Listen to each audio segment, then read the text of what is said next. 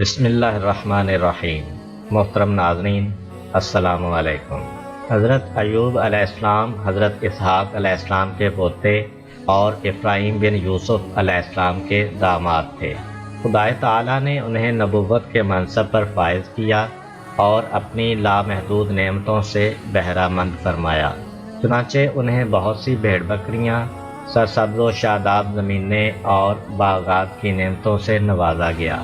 حضرت ایوب علیہ السلام خدا کی نعمتوں کا شکر اس طرح ادا کیا کرتے کہ ہمیشہ یتیم اور حاجت مند لوگ ان کے دسترخوان پر موجود ہوتے، اور وہ اپنے اعزاء و اقرباء سے محبت اور مہربانی سے پیش آتے تھے۔ شیطان کے جسے اس وقت تک آسمانوں میں جانے کی اجازت تھی اور وہاں اس کا داخلہ ممنوع نہ ہوا تھا، اس نے دیکھا کہ خدا کی نعمتوں کا شکر ادا کرتے کرتے حضرت ایوب علیہ السلام کا مرتبہ بہت بلند ہو گیا ہے، اور فرشتے بھی ان کو عزت و احترام کے ساتھ یاد کرتے ہیں، چونکہ شیطان ہر وقت اس کوشش میں رہتا ہے کہ نیک بخت لوگوں کو بد نصیبی میں مبتلا کر دے اور ایماندار لوگوں کو خدا کے راستے سے بھٹکا دے۔ لہٰذا اس نے حضرت ایوب علیہ السلام کا مرتبہ گھٹانے اور انہیں بدبختی کے پاتال میں گرا دینے کا فیصلہ کیا۔ چنانچہ اس نے بارگاہ الہی میں عرض کیا، اے پروردگار، یہ تمام شکر گزاری جو ایوب علیہ السلام کی طرف سے دیکھنے میں آتی ہے وہ ان بے حساب نعمتوں کی وجہ سے ہے جو تو نے انہیں بخشی ہیں، لیکن اگر تو یہ نعمتیں ان سے واپس لے لے اور انہیں مصیبتوں میں مبتلا کر دے تو اس کی سپاس گزاری کا خاتمہ ہو جائے گا، اور پھر وہ ہرگز تیری کسی بھی نعمت کا شکر ادا نہیں کرے گا۔ بس اب تو مجھے اس کی بے حساب دولت پر اختیار دے دے تاکہ یہ ثابت ہو جائے کہ میں جو کچھ کہہ رہا ہوں وہ درست ہے۔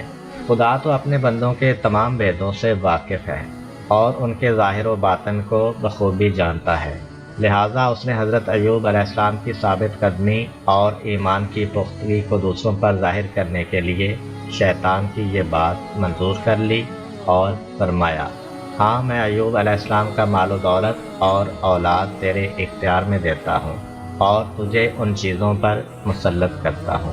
تب شیطان زمین پر آیا اور اس نے حضرت ایوب علیہ السلام کا تمام مال و دولت تباہ و برباد کر دیا اور ان کے فرزندوں کو ہلاک کر دیا۔ جب حضرت ایوب علیہ السلام کو اپنے مال و دولت کی تباہی اور فرزندوں کی ہلاکت کی خبر ملی تو ان کی شکر گزاری میں اضافہ ہو گیا اور انہوں نے پہلے سے بھی کچھ بڑھ کر حمد و ثنا کی۔ شیطان نے کہا، خدایا، اب تو مجھے حضرت ایوب علیہ السلام کی زرخیز زمینوں اور بے شمار مویشیوں پر بھی مسلط کر دے تاکہ ان کی بے صبری ظاہر ہو جائے۔ اس پر خدا نے حضرت ایوب علیہ السلام کی تمام زمینیں اور مال مویشی شیطان کے اختیار میں دے دیے اور وہ سب کچھ اس کے ہاتھوں نیست و نابود ہو گیا، لیکن اس تباہی کی خبر سے حضرت ایوب علیہ السلام کے دل میں رتی بر اضطراب اور پریشانی پیدا نہ ہوئی، بلکہ ان کی شکر گزاری میں کچھ اور اضافہ ہو گیا۔ جب شیطان نے اپنے آپ کو شکست خوردہ اور عاجز پایا تو اس نے اپنا آخری حربہ آزمانے کے لیے خدا تعالیٰ سے درخواست کی کہ وہ حضرت ایوب علیہ السلام سے ان کی صحت و تندرستی چھین لے اور انہیں بیماری میں مبتلا کر دے تاکہ وہ بیماری کی تکلیف میں بے صبری کا مظاہرہ کریں اور ناشکرا پن دکھائیں۔ چنانچہ حضرت ایوب علیہ السلام بیمار ہو گئے، تاہم اس مصیبت کو بھی انہوں نے دوسری مصیبتوں کی طرح برداشت کر لیا اور ان کے پائے ثبات میں کوئی لرزش نہ آئی۔ حضرت ایوب علیہ السلام کے فرزند چھن گئے تھے اور ناداری اور بیماری نے انہیں گھیر رکھا تھا۔ وہ دنیا پرست اور ظاہر بین لوگ کہ جو اصلی صورتحال سے بے خبر تھے، ان کا خیال تھا کہ حضرت ایوب علیہ السلام پر یہ تمام مصیبتیں ان کے گناہوں کی وجہ سے آئی ہیں اور وہ پروردگار عالم کے مقام قرب سے دور ہو گئے ہیں، حتیٰ کہ اپنے اس خیال کے تحت انہوں نے حضرت ایوب علیہ السلام سے ملنا جلنا بھی چھوڑ دیا تھا۔ حضرت ایوب علیہ السلام ان حالات سے مجبور ہو کر شہر سے چلے گئے اور بیابان کے ایک گوشے میں سکونت اختیار کر لی۔ وہ ایک انسان کے جو آخر تک ان کا وفادار رہا، وہ ان کی حبدار بیوی رحمہ تھیں، جو تکلیفیں اٹھا کر اور لوگوں کے گھروں میں ملازمت کر کے ان کے لیے کھانے پینے کا سامان مہیا کرتی رہیں۔ کئی سال اسی طرح گزر گئے یہاں تک کہ حضرت ایوب علیہ السلام کے صبر اور استقامت نے شیطان کو بے بس کر دیا۔ تب اس نے ایک آواز لگائی، اس کے تمام چیلے اس کے گرد جمع ہو گئے اور اس کی پریشانی کا سبب پوچھنے لگے۔ شیطان نے کہا، اس خدا کے بندے نے مجھے ہرا دیا ہے اور مجھے خدا کے سامنے شرمندہ کر دیا ہے۔ اب میں نے تم لوگوں کو اس لیے بلایا ہے کہ اس معاملے میں میری رہنمائی اور مدد کرو۔ انہوں نے کہا، تم وہ حربے کیوں استعمال نہیں کرتے جو گزشتہ امتوں کو گمراہ کرنے کے لیے استعمال کرتے رہے ہو؟ اس نے کہا، میں نے حضرت ایوب علیہ السلام پر اپنے تمام مکر و فریب آزما لیے ہیں، لیکن وہ سب بیکار ثابت ہوئے ہیں۔ انہوں نے پوچھا، تم نے ان کے باپ حضرت آدم علیہ السلام کو کس طرح بہشت سے نکلوایا تھا؟ اس نے جواب دیا، ان کی بیوی کے ذریعے۔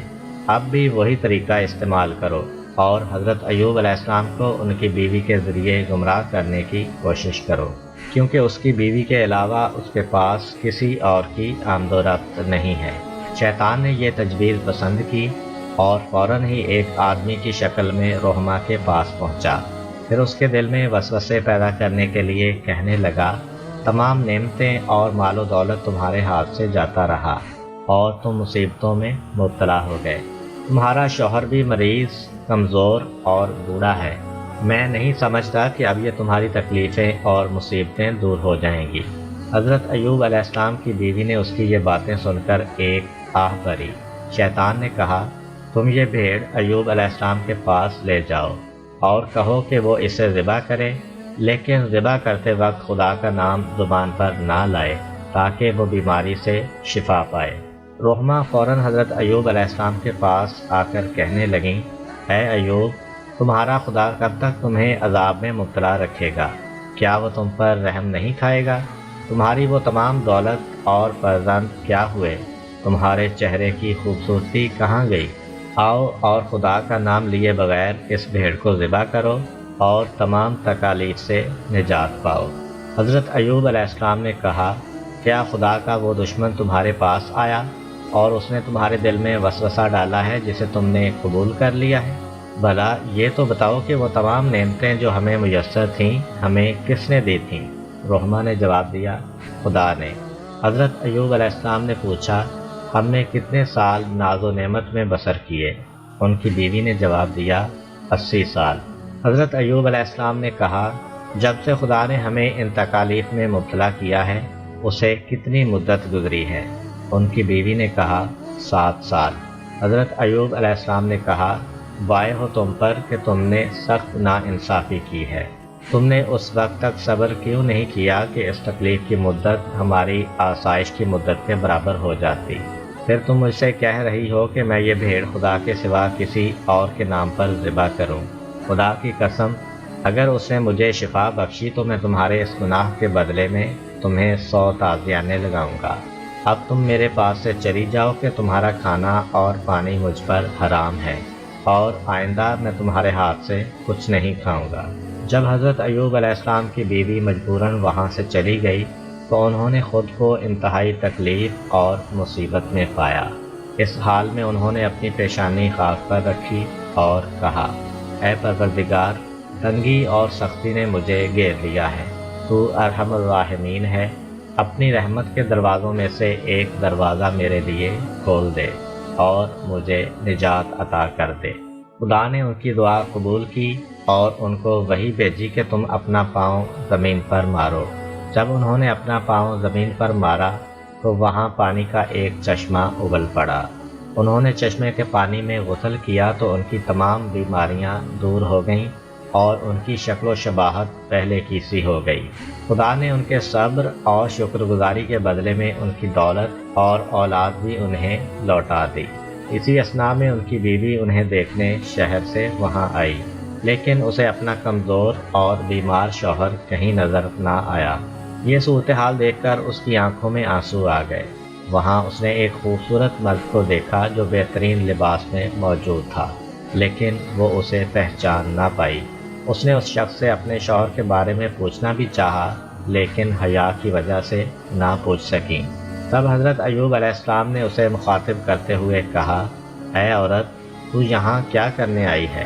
اس نے جواب دیا، میں اپنے کمزور اور بیمار شوہر کو تلاش کر رہی ہوں جو اس بیابان میں پڑا رہتا تھا، نہ جانے اب وہ کہاں چلا گیا ہے اور اس پر کیا آفت ٹوٹی ہے۔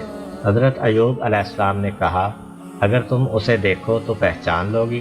ان کی بیوی نے کہا، تندرستی اور خوشحالی کے زمانے میں وہ قریب قریب تمہارے جیسا ہی تھا۔ انہوں نے کہا، سنو، میں وہی ایوب ہوں کہ جسے تم شیطان کی پیروی کرنے کو کہہ رہی تھیں، تاہم میں نے خدا کی اطاعت کی اور اسی سے گزارش کی کہ وہ سبھی پہلی نعمتیں مجھے لوٹا دے۔ اس وقت حضرت ایوب علیہ السلام پر وحی آئی کہ تم نے اپنی بیوی کی سزا کے لیے اسے 100 تعزیانے لگانے کی قسم کھائی تھی، بس اب تم 100 کھپچیوں کا ایک گٹھا بنا کر آہستہ سے بیوی کے بدن پر مارو تاکہ تمہاری قسم بھی پوری ہو جائے اور تمہاری خدمت گزار بیوی کو کوئی تکلیف بھی نہ پہنچے، کیونکہ وہ پریشانی اور سختی کے زمانے میں تمہاری وفادار رہی ہے۔ اس میں شک نہیں کہ خدا نے حضرت ایوب علیہ السلام کے صبر کے بدلے میں تمام کھوئی ہوئی نعمتیں انہیں لوٹا دیں اور پھر ان میں اتنا ہی اضافہ بھی کر دیا تاکہ یہ واقعہ روشن ضمیر اور عقل مند لوگوں کے لیے یادگار رہے، اور جب کبھی وہ مصائب اور مشکلات میں مبتلا ہوں تو صبر سے کام لیں اور خدا ہی سے نجات طلب کریں۔ اگر آپ کو ہماری ویڈیو اچھی لگی ہے تو ویڈیو کو لائک کریں اور مزید اس طرح کی ویڈیوز دیکھنے کے لیے ہمارا چینل سبسکرائب کر لیں۔ ملتے ہیں نیکسٹ ویڈیو میں، اجازت دیجیے، اللہ حافظ۔